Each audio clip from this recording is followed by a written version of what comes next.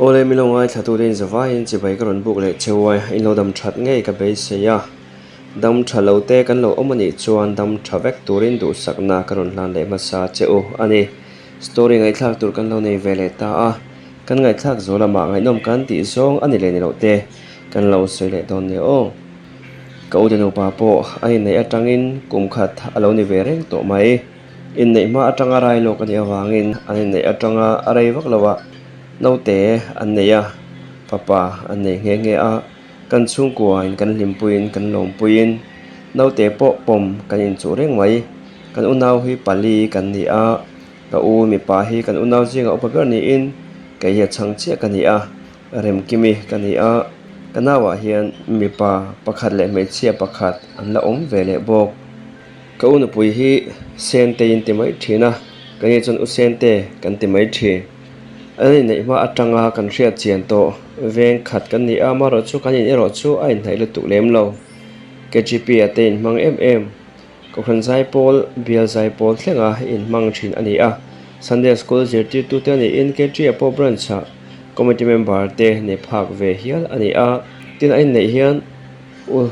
u sen te po kum no pang che to lawa koma ma po kum no pang che to hek lo koma ma ne ke kara hian kum thum lai mai atla a tuna hian ke kum som ni pahni ka nei ve to a tiang chuan ka uda no pa chu an kum no pang che to lo le zual khop mai u sen thei phei chu koma ma ain kum ni in ala upazok le ngal ai nei don tangin kan phorin kan ha hel em a veng chung no la fel ti in tu te po in ani kan in chunga ron loi tu le kan mau ani tur chu min lom puin min phur pui em a kan chung ho te ule naw chung le khat ka pa talam le kan nu te lama po tu mama atang hian u sen te kan mau ani tur chu min du pui lo thu le min hu phur pui thu han soi tu ma an ngai lo ni e pon lam atanga lan dan le han thira han en mai chuan mo ta na it tak ani ve reng bok tinama melte a selova apum rote alo tha em mai box si ne adik tak chuan uma po hian a chang chuan kema phei chuan a phulo tere ro te ka nei thina ending e usen te hian uma ma hi alo du ve zok le o te hian ka u zok khi a chang chuan ka se ti ve de rum thin ma se ko po apum rote selawin mel po a chebik lawa ma se na thopa ngai nei lem lawa usen te pon na thopa ngai nei lem lawa kapa dam lai kapa pension ma ka chuan ka u hi kapa ai te kapa na hian akal ve thina kapa a resel thalo box sine ti chuan kapa an pensiona paisa hlom te kan han la a ma chu tiang chuan kapa pension paisa hlomin kan han la a kapa kan lo en kol na sum le pai te bat te kan lo nei nel nual tin pension nuwa khan en kol alo ngai na satel tel mai sia kapa en kol na sum le pai kan mang zo de ti ani deuh dera ti chuan chung ko han in rel bo na le ma han son pui vak thei tur sum le pai chuang bang po nei to lo khopin kapa en kol na kan in siang rala lela ma chun a hlo chu ani a khol ani a ama en kol na kan mang tura lom ti in kanu hovin chu kan ngai dan mi ani a kan una ho pon kan pom pui thap ke ero hi chu private sikula ka thok ve a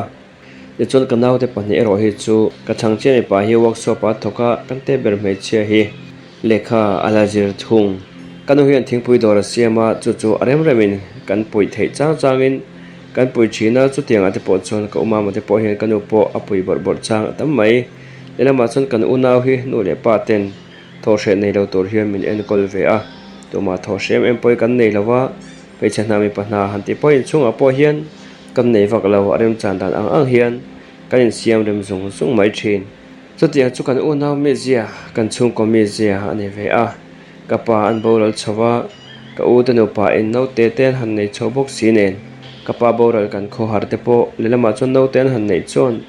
anem ve win ke pe chon ka sia kan limpuya kan lompui kan noi pui chiam zela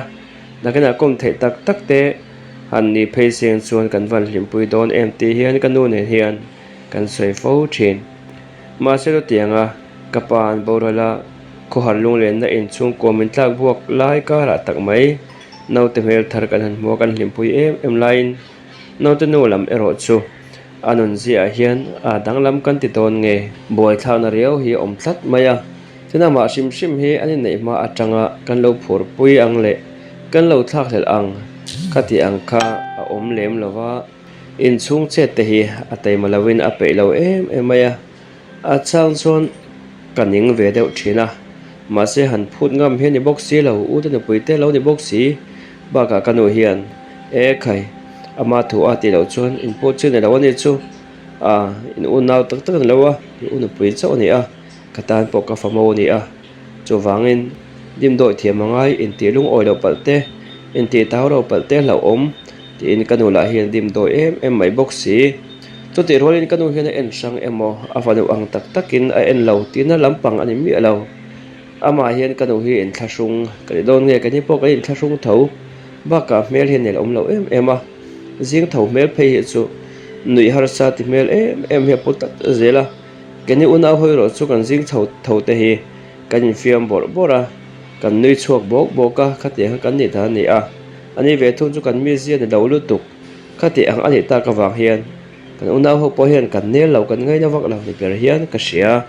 azan lama mu that lo ngat phei chuan ajing tho hi chu tur hmuam ang chaw mai hian a mel he tur ngun zel mai box si a ma se kanu hian tu ma ne na he ti ang amezia anun dan phung thawak lo te hi pon lama soi chu arem ti lawa ke po hian ka soi chu ngai mi lo khatiang aron mau tir khan nawa pai to a rai no mel thil ei tui lo ka tui lo zan mut tui lo mu tha the lo box si nen khan adik tak chuan tor lel om ve thin takani ti chon hun local chho zelan rai lian chho zela ti chon tim doi thei ang berin kani pon kan tim doi ve a in chunga po ti tur chen na enga mai hian kan phut lo ke manin kan ti vek zela lal fanu ang mai hian ke mani ang mira thei ti mai la mio salo kan ni a tiang in chunga chunal fanu ang mai hian kan kho sak te ve hian ke chon ka she thin ma se tiang chung hian kan in chunga hian a hlim lo na lung oi lo ema adu hun an mani in lama hian kal top zela an in lama thlen to hi chon zana hin riak deuh nge bok tum khat phei chu kanu in ko ma bula soi chuaka inu he tiang ho to hin lo boya a tiang te chu da thanang mani in lam thlen to reng a cho e ria tum hal zel rengo ta chu thil dik ani hlei nem ati a ma se uma me ro chon kanu in ti taw ro pal te lo om ni ka in ngai zong rei ve vi awa ke pon mi je hi ka thei ang han ka chik ve a ma se in nei no he tiang mi je hi nei yang ti hi kai pon ka ring bi mi lo chu wang no thiam sam mai te u ati zela wang khan tin ma kanu tan po han ti wak ngai na om lova kan en liam deuh top ani te chon no ten han nei chawa no te la chu se sel wak lo box se nen zana te mo thalo enga te hian zinga te hian tho ma chu soi lo cho i dona po hian kai tho thei lo chang hi tam tak aneya umama na thoka chote alo ngai ve thin box si nen sarkar na tho lo na chu ka ula hi arem rema in lo ani maya in lo torom lo chon thingpui dor lama kanu apoi thina thingpui dor lama te hian u sen te hi chu akal po hi kal ngai lo shim ei tura du po hian umama bula hian sen umama hian thingpui dor kanu dor atang hian ei tur hi lak sakin ina hian ape thina chuna te hian chu tiang chu akhot saktan ani ele chen hian nei ve to hele chen hi kanin sunga hina mo ve to a chang zon mi zia tak te po hi a hria thiam hi a har sa thin kho mai a hlim ve mo kan ti lai te hian amut fu lo te hian om le thuta amut fu lo mo kan ti lai te hian anui le ora phone biak tur he sa thei ema tu mo hi phone a hina bi kola chang le message phone hi a khal tam ema in chunga ti tur khonge kan no ti venga chu ti anga yam ti lampang hi eng ma he ma thu han ngei ven hian ei ve ngai lo chu tiang chu a kho sak da ni a makkati ve thin khop mai pathian zara ke nu fa ho hi kan thrisen na te tha a dam lo le kha tiang khum beta na te chet pe lo chang te nei ngai lem lo kan ni a tum khat chu kanu anuam sam lo ve te wa kaina kaini la polama kan lo boi ve box si nen chu te kanu nom sam lo tuk chon kanu chon umama le anu pui usen table a chon tugen chu kanu sam lo ema voi thing pui dor long hak te u engkim ti dan tur rong boina tha thiam vek thawa sente po thil te po hi izir ve ngai iti ve ngai takena chon heng thing pui dor te po nang ma ni nu pa hian in la en kol zela wang ti po sei thei lawa chu wangi voi chu thing pui dor hak torin in rom man te u choi lai kanu chuan ati a chu ta sente chuan thing pui dor hak torin he in chunga hen karon loi lo thing pui dor ti vel mai in ham boi hi kain me ve lo ve atita mai kanu chon mak di me de en ha rengota eng mo soi le to mo ka ti lai eng ma soi da si lo chu ke ma zok chu lo trong chu ve in u sen te cái như chú mình là thấy cái gì à, ni e nang mà ni in chung là mà chun, cái tiếng á tiếng bùi đồ xiêm tên hà thổ tê in mà một là win, in ngay là bố ni mấy thế, mà sẽ cái in chung à chun, khát tiếng này gót khá à thấy bị cái đó, cho vậy cái nụ anh ôm sầm lâu lại chun, nang ni nụ bà bố in tiếng bùi đồ tê bố in lâu in coi về lâu hạ về tê bố, anh ngay thì này mấy lâu sẽ thiềm về tê bố trà, à bố ngắt cái nụ bố in tiếng bùi đồ ngã cả, in coi tuấn áp phút châu in là bế sấy châu bố à thì lâu vào. Cái lâu thì về đek chỗ sen tây chuan mình mel khôi pa in lâu trong về su nang lâu trong ngay lâu i thu ron pe ka ngay lâu thu ron pe ka ngay ni chuan kanu le ka pa te in lama le khathiam sorkan ha to ka nei tin hei i u ka pasala ombok cho vai ka ngai het enge ka tiang e ka ti lawang ti hi nang hian voi khat ma lo soi ve to reng su min ti ta sep mai cậu cho lâu trong về đó là một cái gì à mà sẽ cậu rồi số ăn ngồi rồi à ta trang chuẩn usen tên cần chung của mình lâu một niệm gì thế ăn chung của cái mà này là cả chuẩn in đã sản gì thế cái gì phá anh nuôi ba cho sổ can thuộc anh ngày mấy mà sẽ apa po du hệ về tắc anh à mình ăn soi xia đàn in anh po du in thầy về em một trang cho in thầy về ăn tiếng chi hi anh à cho tiếng về mấy số anh này về thấu din muna chuan ni e ke ni ai chuan an ho sangai yang le ke ni ro ka pa en kolna na sum le pai kan in siang na sal tuka khang awang kan thlen tur ang kan thleng the lo te po a ti theyang ma se tiang ani rolin thei top chu en na kan thok tlang ve hloma re thei bak ber lu tuk chu kan ni bik lo eng po ni se cho tianga mi han mu sit bik chiam tor din muna an vadin em po ka chuang lo ma se ama hin da sang em a in chung hay don chet po hi atum ei lo siam sa eya sarin top hi adu dan le tum dan ni berin ka sia kau lo in tho turem chang mun dang apon la mai lo turalo murem chang anron bele lak lo box si a sumeni chon kan thingpui dor po chu kan khar pha taringot mai kan thingpui dor te hi alun thave si a alian ro pui tak pe chu chang kang tak pe chu ne lo ma se a mun aloi len te nu ma mun ten alo zero box si a ni khata po hian poisa a chang chuan tam tak han le chu han mo chu chang ta hi kan nei ve thina tianga han khar top angai ta chu apoi ka thin ko i khom mai te chuan sikul ka ban ve le chuan man mo takin ka honga dor chu kein ka hong zui ta a tlaya chuan hong zuin zan in khom lo zan te ne boka chuna kan hong se lo ti in zan lam theng chuan dor chu kai ma po chuan ka hong zui ta a tla zan dar riat vela kan mi ron phone a ron khar to ro in halu tu ka nga ron ti a ma se nu chuna kan hong si lawa kan hong tu am sham mange chumi zan chuan tun ma a ka mel shiat ve thin kai te por on leng ve so zo to udong ate thian hau anon lut lol mai udong a chuan in lo in hong hlau chu avan ti zia tak em ba ka kha sente kha in monu alo ni rengai u ne lo in nei renga ti udong a chuan kan monu chung chang kro soya he lo in sia lo ka lo ti ve maya na thiam pa pakhat chuan in rasa tle mai ni lo ve an sia dana rel lut tuk te na lo fiam zui bok ta tang chuan kai po chuan ka thiam ve ta maya udong ate chu veng than dai an ni a chon udong ale usente tun mai lo in ko ve thin to ani ti te e chon nu zela po chon ka thazui ta zel te chon udong a chu kan in lama te po ron leng ve le in ke ma min ron be se ti mai la ke ma min ron kom torin anon leng thina tianga udong a ron len chang chon usente hi eng na mun hian udong a mu tora in pholan chak khat hian ka thina ka ngai bel nge ka selo ni danga chon room a tom that zel pona thu chuak pe ngai lo ani a udong aten ron len thin rang chuan pon lama hian a om ve tlat zela no te mu thadu lo po hian pon lama hian ron om pui deuh kher zel khati ang khan oma amak kati khop mai ko bula chuan usen te hi veng deuh tur le mit meya thli thlai deuh turin ka ti don mun chu te ka teril ro hi ala ma se udong atela abiar palui po lo ni se ke ma min kom tura lo leng an lo ni box si awangin chung lo soi chu thil tha le thil tu ni in ka shelawa ba ka u la in tun ma in usen te le udong ata join lo in ko ve thina ni ti chu a redon bok hek lawa sia tir kher po chu ka ngai to chenga trol ka ti le ta lo zan kha chu ka u te chu section uaime section committee turin a chuaka chumi zan chun udong a po a thian pa nen ron leng ve le in ka chung ka tuma midang an om ve lawa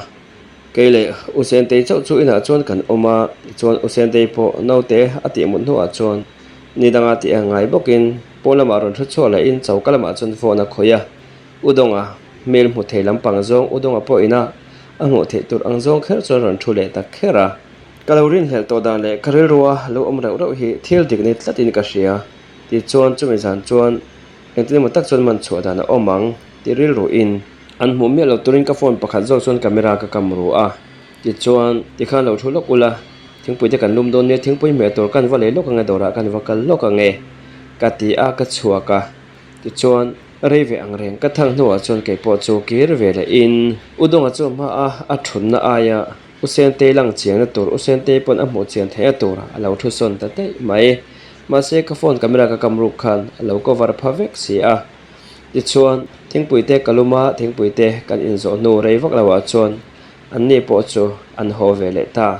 te chuan ho nuwa chuan usen te po chu rum lama chuan lut ve le ta mai a makka ti thin angreng khop mai ti chuan ka phone camera kamruk chu video kamruk chu kan en ta chu usen te le udonga te chu lo in mil tuizu angreng khop mai lo in sik dala lo in nui vel ta tang chuan udonga chu kaima min be se le kaima min kom tur anga ron leng lovin usen te mo cha ka wang le usen te wang cha ron leng thin ani ti te chu ke po chun ka thiam ta a ti chuan zandanga chuan ron len mi ron dil po in ka man lo thu te rem lo thu te ke po chuan chuan lam te ka siam ve ta ma se a chang chuan min ron thil ma se lo ron kal thut thut chang te an nei thin bok si a chu te nga ron kal thut chang chuan lo leng su in ti chi ani bok si lo kau bulai ro chuan engma ka sei du lawa soi tulin ka thelo chan chu thin ka teri mai mayanga emon nu pakara chet pa mai mayang ti te ka lo awangin keima chuan engthina matak chuan udonga le usenete inkar chu ti chiat dan ti boidan ka zunanga ti mot mai chu ka ngai to a ma se chu ti mai thil ol sam chu ani bi khau lo mai ani la an kumte lo senior to in experience an lo nei nga to in lo sei dun to box si a paka chu le chen lo in kop to na chu nge anin kopa ani kop lai khan in thlen chan la kil kelen engma kan she box si lo udonga kha a ombo tawang wanga na thokin phaila ma khan om ta ni in ka hria ka wanga in thata te po kha an mai thei ma se tianga lo kirle nu a hian an lo la in du reng te po ani ma na le tum kha chu dong te aron leng kha ta deu chumi tum chuan usen te chuan ka bula min zo ta hial mai eng tinge a dong te khan van ron leng a ta lo em a ti chuak ta phong mai ta chu tianga ni te dai na udong te ron len lo min zo ta chu makka ti deu box si nen ka el sen cha ve deu box si nen nga tinge usen te udong te ron len lo chu min zo ta ya ka in lek ten ni si a kai po chun kan ti let ve khera chuta usen te chuan I in leng te an ni le ni lo chu I soi khera angai le ne ka she ve kalom ka mu ve kalom ka zo na che om zia zok le ka soi tum om zia zok chu mo in leng te hi I nei lo ve ang reng sia in leng regular nei ve chun ten ni sia enga tinge ron len chun zom tak lova ka ti tum na zo ka ni e ti chun om zia zok chu I man to em ke ma lam ni lovin nang ma lam wang ani e ati deu khala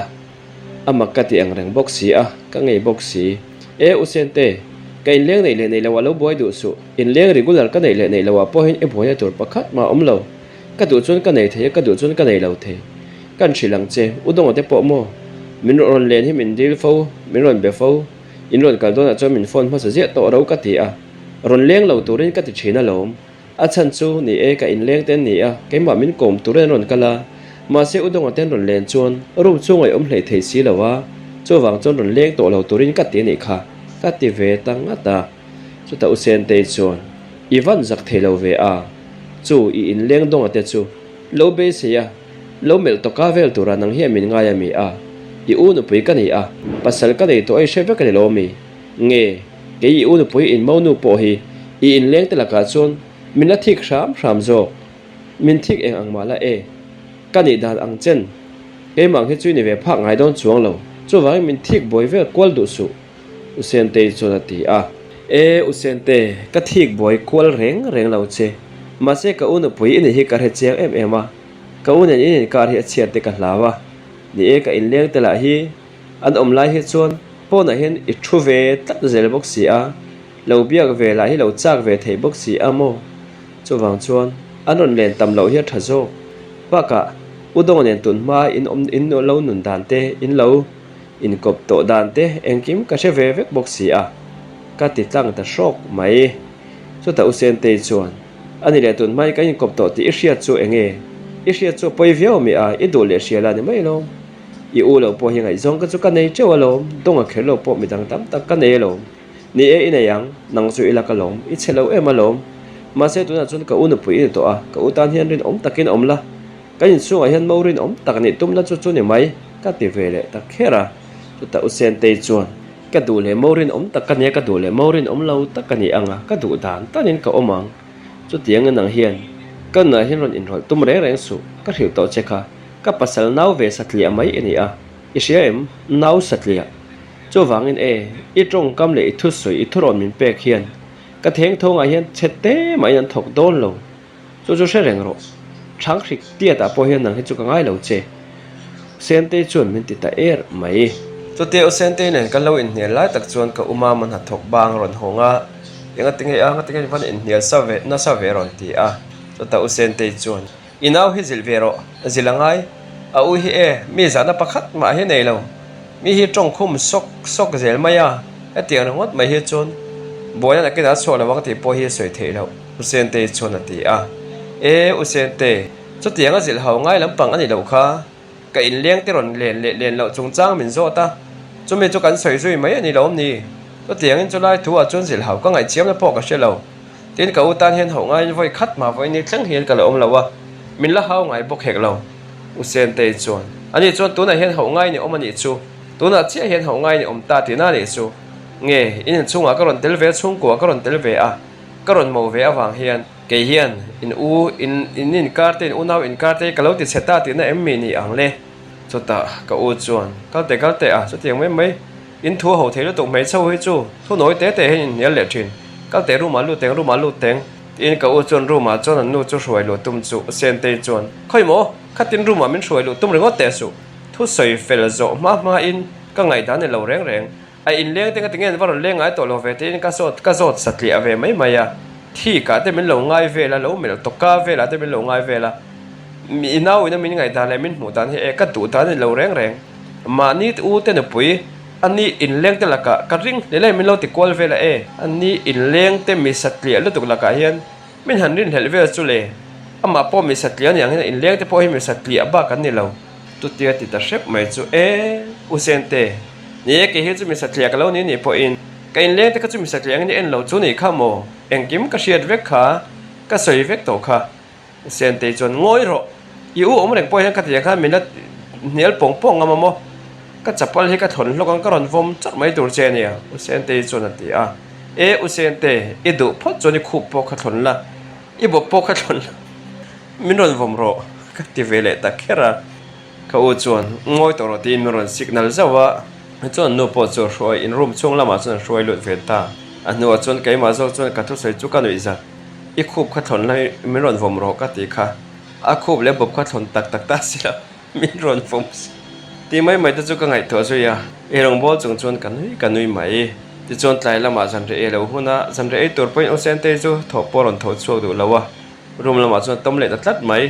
kanu chuan enga tinge boya sente chu anuam sam lo mi ka u chuan apum nuam lo dewa ai pe lo ni kha ati maya apum num lo chan kha engda wang ma ani lo ke ma wang ani ti la kha ke la chuan ka ru reng box si ma se eng ma ka soi tu lawa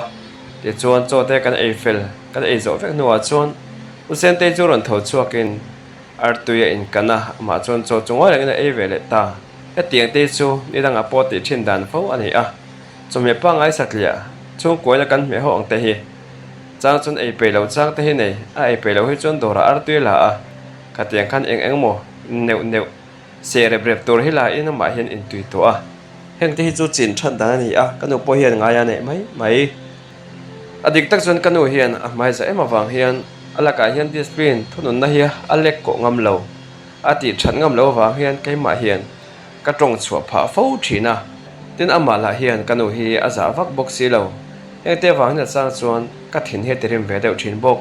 u de nu pui mani se han khak phok mai chak na hi ka nei fo thina ma se zonga za chuan ke pon ka khak bik lawa ka en liam ma ka ngoi liam mai chang tam taka oma a chang chuan ka thinin a tur lo to pa hian tiang hian ka tong chu khum ve thin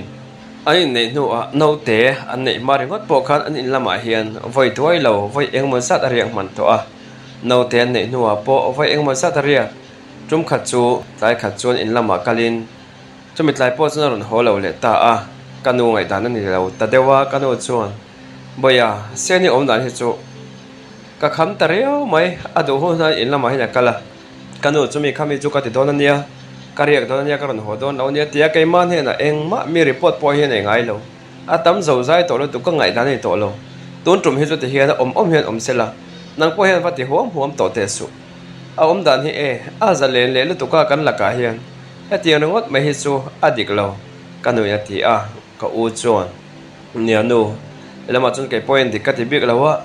ma se kai chu pathian ma kan lo in tiam to si anu a po shewa po ti in kum tluang atan kum khuatan kan lo in kut sui to si a cho vai kan kar thua che te ka lau em a adik tak chon nang ni lama he ka tang lo ni bik mi lo ania ka thin long he chon nang ma ni lama po hian han tran chang hi ka nei ve lutuk ma sin ni kan in kar chet ai chon ti in tam taka chon ti hian ngoi te ka chu a ama lam tran ang tian ka thina engemaw chuna chon nang ni ho po hian in hriat thiam ve hi ngai ania ma mi la hi a chang he chon a hi lo ti ve le lak thin bok si a ka u chuna ti a ngoi te o mam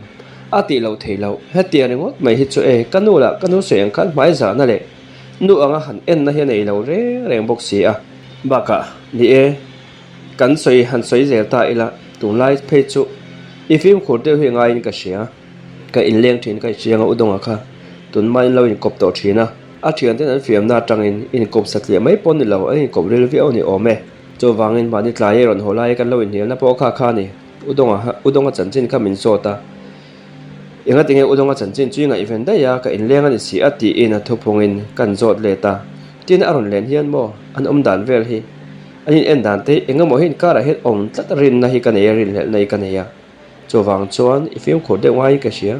udonga po ron leng to lo turin ka ti ni kha ron le na rem lo thuan lam ka siam jela ron leng to lo turin ka ti wang khan ron leng to su ka ti bura le lo in ron ka don chon mi ron phone ma sa thin ro ka ti a chon mi ron phone a chuan nam ka lo siam khum zela ni kha ka ti a kanu chon cho tiang chon in leng khami dong anen khan tun mai lo in kopamo makti mel de chon ti a ni mole ti in kanu bula po chon ka soi uma mai ro chon cho tiang lam pang chueng ma lo wang chung lama cho ngai te thalo du nen ngai tha te thalo du te su khai enge mo kanu pi to lom le pasal ka to lom le chung mai to ho mai ni chu iri ro tang kha tiang thu lo ba ek zu dan tiang chi chu pai chuak vek ro ka u chu ti a ti chon chu mi toma chon ka u po chun in lama chon kal talavin chum jan chon ho lo le tang nge a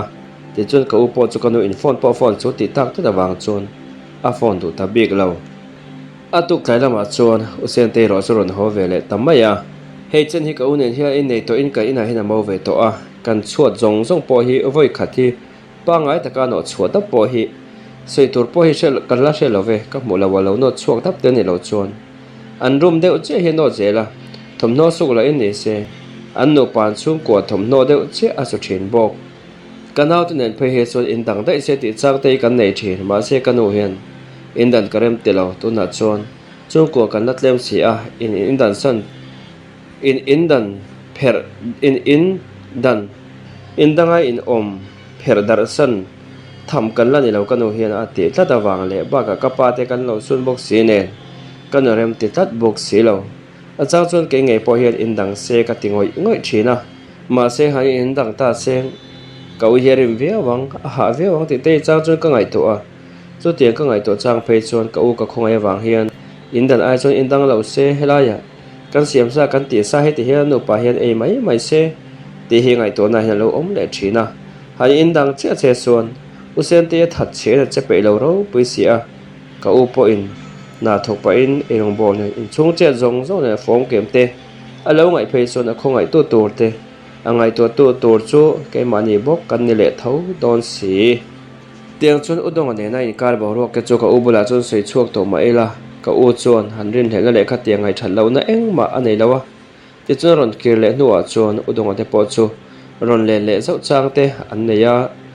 mà se cái rồi chú ngai at the lo tun ma kan lo mu dan le kan lo hria thin dan kha chon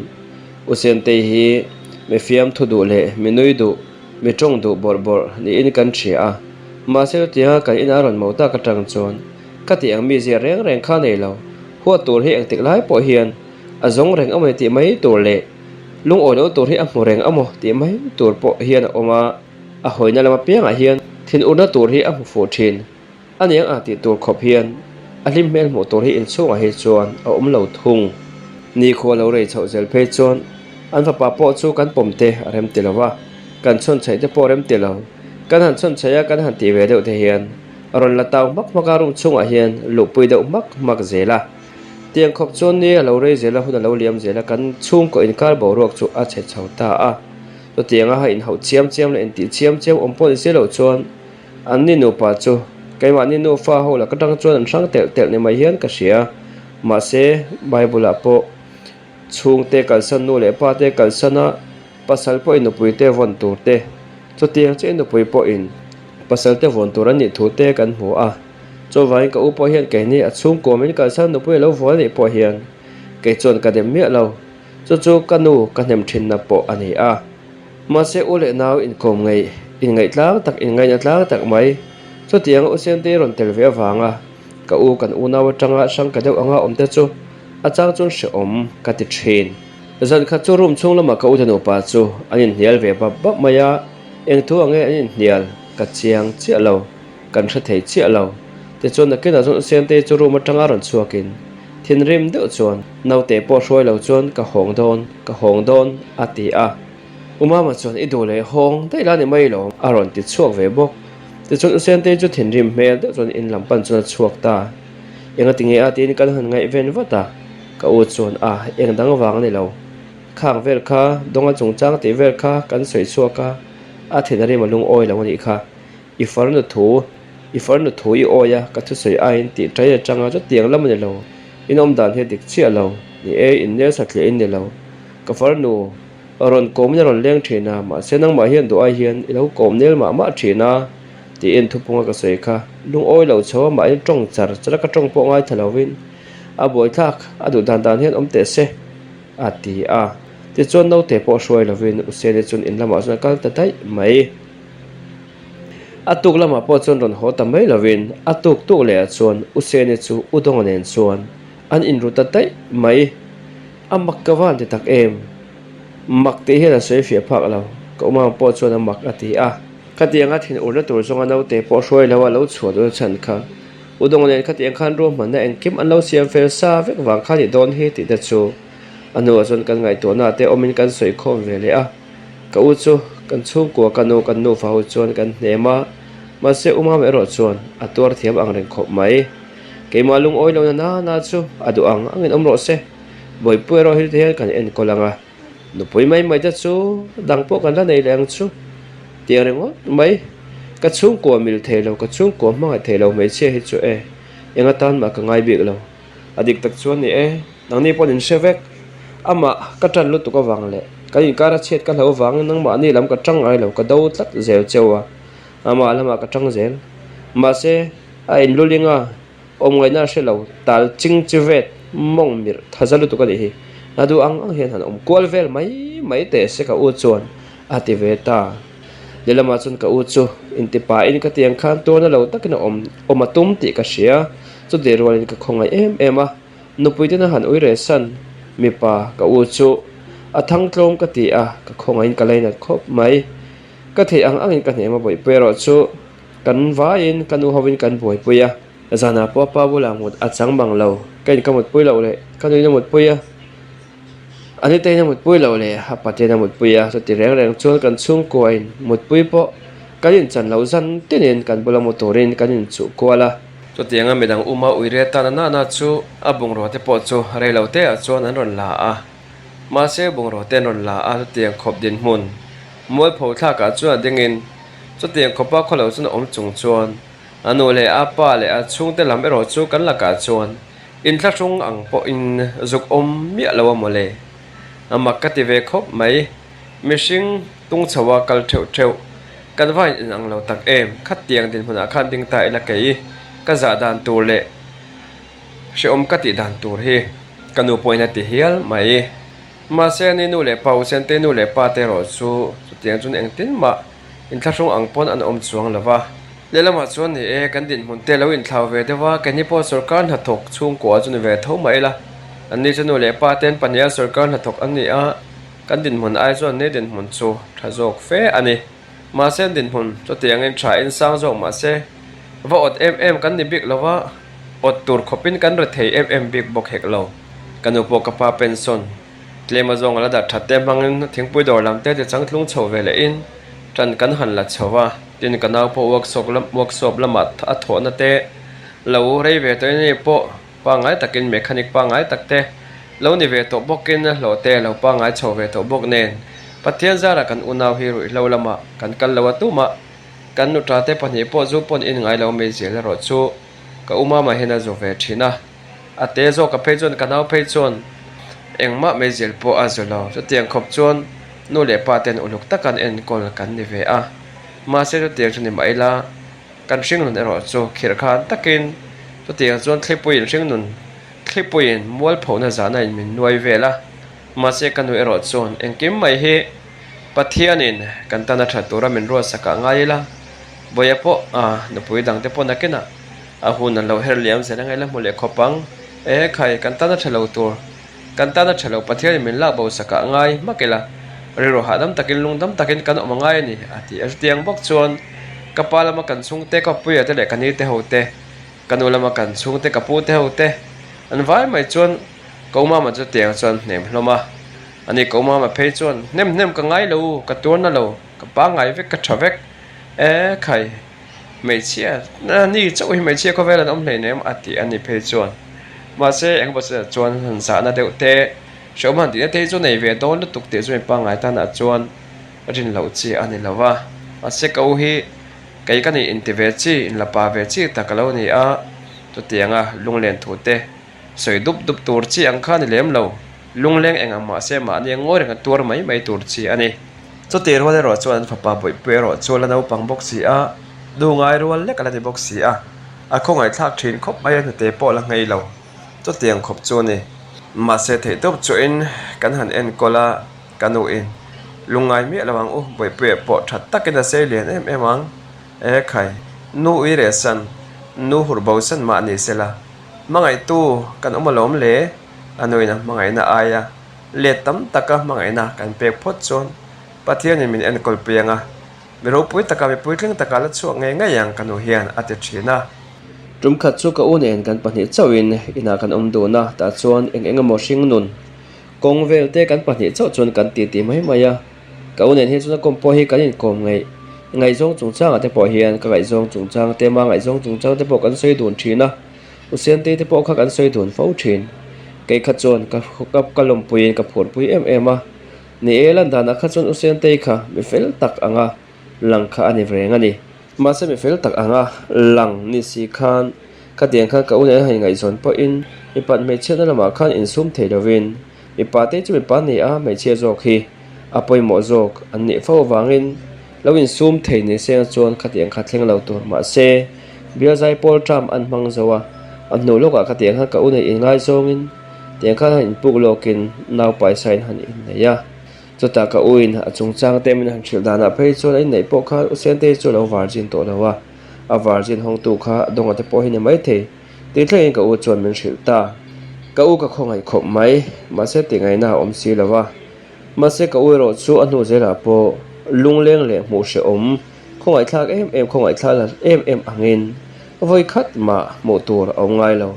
voi pe po abula mo tu le mut pui maya keni hawa kan pui ang kan ti le kan mut pui maya zana mo thelo emo chon e thelo le kha tiang kha engma ama omlem lo ne ka u hi tlangwal fel ve pa ngai takani a me le pumru apo kai pon ka chuang ve veo mai eng ti ka mo chuan usen te ya ai tha no pui fel tak kan chung ko kanu le keni unau po chung ko ang thakwa min poma min mangai thei tu tur hi ala tong le nge yin ka ring ka be sei pui tak bok ani ti chuan ni kholo re zela udang ale usen te po vairam lama thlan bawin anu an tan bo tanga thakhat vela usen te po mizoram lama ron ho chuak vele a udong nen po choi nei zui lovin ani kop zui talo ani mel ma se an fapa boi pui po aron ngai ven zui ngam to lova ngai ven zui ngam tur po ani bok hekalo tum khat chu ka uron phone ka u chon loudspeaker ada chota usen te chu boi pui kharon da te ka mu cha ka ngai ka lo ri pui ve teng aron ti chu ka u a trek phat mai voi khat ma ka fapa hi a ming poron sei ri to suang che phone po miron phone to su enga tinge phone po miron phone nang mi hur nang mi ten om mi bol lo khan voi khat ma miron be to re re suang che ka fapa po hi ka fapa po ron ti ve to su nai po ron nai lo la to khat po i tok tur ani lo chút tiang ne lawa i ron nai ani vai chon mo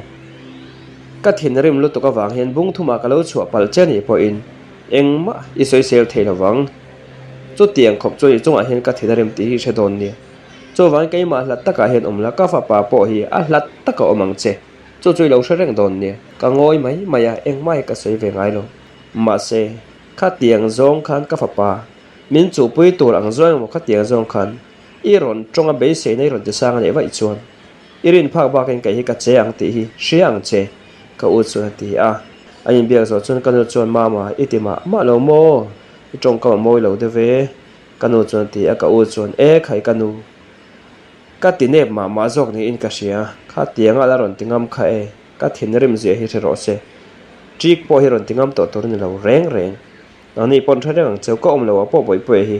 ron khoi tu moron be se mo ni vai chuan nang ni po lo trek leng cheu tu ma hian zaidam tak le tha tak hian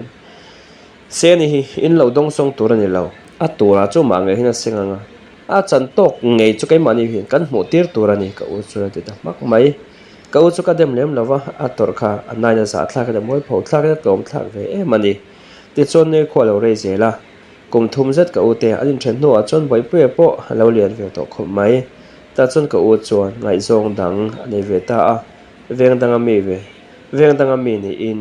ni ro chu se nen chuan u sen te nen chuan mi zia a in ang lo me khom mai ti chon kan ina te ron leng lut ve in cho te ron eya trong tam lo lampang zak zum mel de ani a fel mel khop mai a mel le pum ro de po a thakop mai veng dang ani a kan kho aron pem thar andani le ngal aron pem na la rei lu tuk lo ani a ka upo a fim khur to khop mai a usente a po kan ka upo fim khur ve mai a pa zu in mi anu po engmo changa zu in thei ma ni se ka khana kha tiang khop khana in manga kula ta in bia zai pol thlenga tel thei kha ne wang khan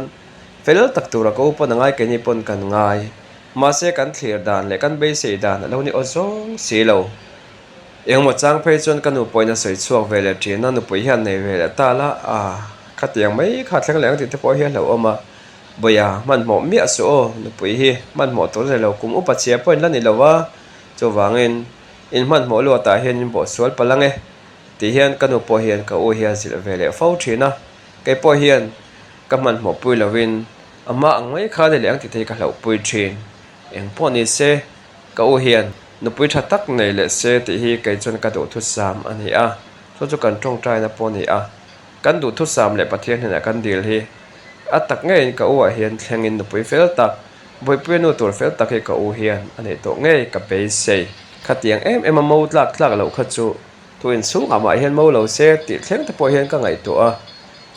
kai ma ngat phe hi chu khati ang em a mo lak tlak lo kan i kha kan lawa kanu po hian kanau pen chen en hian min zil hauna hin mang fo thin ma se pon lama hian usente nung chang le om dan hi mitel lo huan lo hriat mai ani lo hi chuan kanin chunga a om dan hi kan soi chuak ngai lawa kanu hian soi chu a phal lawa ma se ke ma ni min zil hauna ne ro chuan a mang na sakhup mai mo huai sar le rap thlak tak mai mo hur her tak mai usente kha chu lo ni ve chiang e